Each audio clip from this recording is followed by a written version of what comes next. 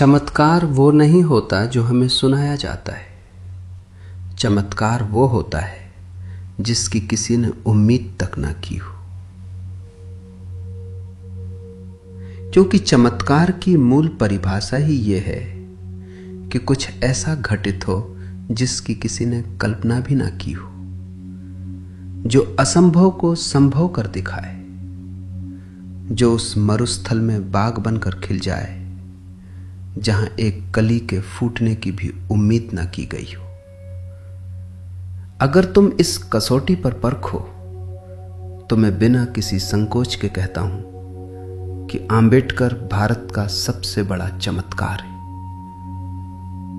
पूरी दुनिया के इतिहास को देखो, Gandhi, Abraham Lincoln, Nelson Mandela या वोल्टेयर, इन सब ने महान काम किए, इसमें कोई दो राय नहीं।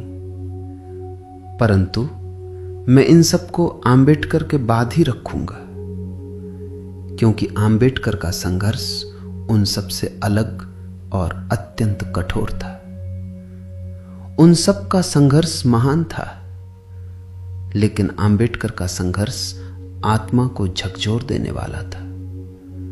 समाज के सबसे निचले पायदान से उठकर जहां इंसान की परछाई तक को अपवित्र माना जाता था, वहां से निकलकर पूरे राष्ट्र का भाग्य लिखना, यह केवल एक प्रचंड प्रज्ञा वाला चमत्कार ही कर सकता था।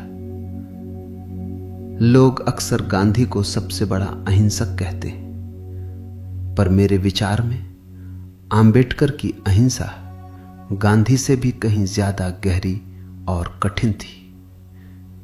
क्योंकि तुम्हारी अहिंसा की परीक्षा तब नहीं होती जब सब तुम्हारे साथ हों, वो तब होती है जब तुम्हारे पास प्रतिशोध और हिंसा करने के 1000 कारण हो, और फिर भी तुम न्याय, प्रेम और शांति का मार्ग चुनो।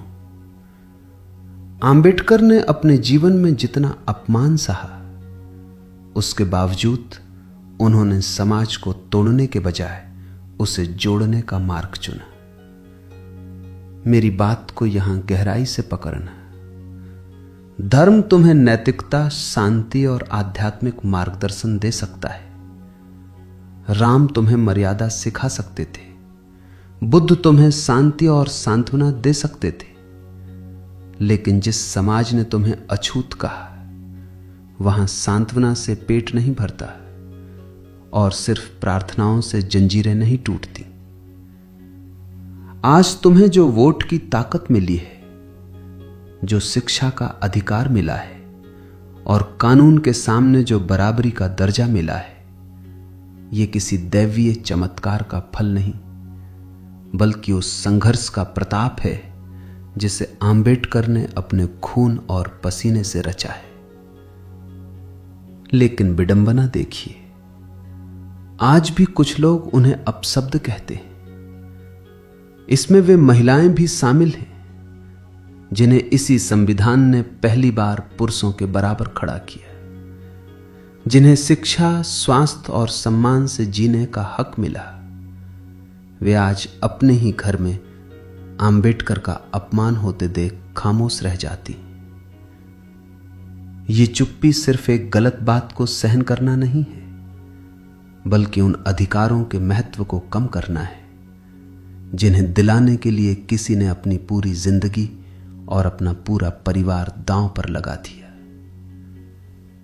अंत में याद रखना, आंबेडकर का संघर्ष किसी भी ईश्वरीय अवतार के संघर्ष से बड़ा है, क्योंकि आंबेडकर ने नियति, इतिहास और समाज के सबसे क्रूर नियमों को अकेले चुनौती दी और उन्हें पराजित करके तुम्हें एक स्वतंत्र इंसान होने का गौरव दिया।